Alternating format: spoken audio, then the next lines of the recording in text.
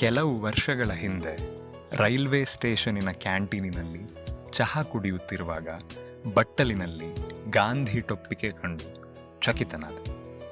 ಆಗ ಆ ಕುರಿತು ಆಲೋಚಿಸಲು ಸಮಯವಿರಲಿಲ್ಲ.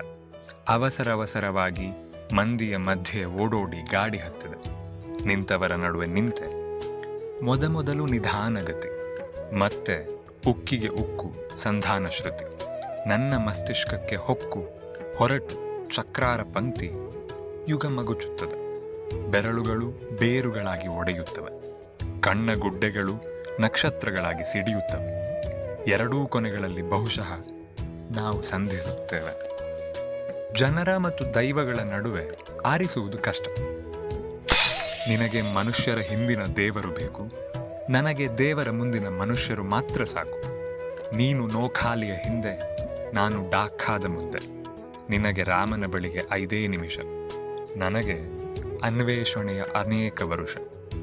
ದೇವರನ್ನು ಕಳೆದುಕೊಂಡ ನಾನು ಈ ಭೂಮಿಯಲ್ಲಿ ನೆಲೆಯಿಲ್ಲದೆ ಅಲೆಯುತ್ತಿದ್ದರೂ ಬಿಡದೆ ಅಕ್ಟೋಬರ್ 2ರಂತೆ ಮತ್ತೆ ನನ್ನಲ್ಲಿ ಹುಟ್ಟುತ್ತಿರುವೆಯಲ್ಲ ಗಾಂಧಿ.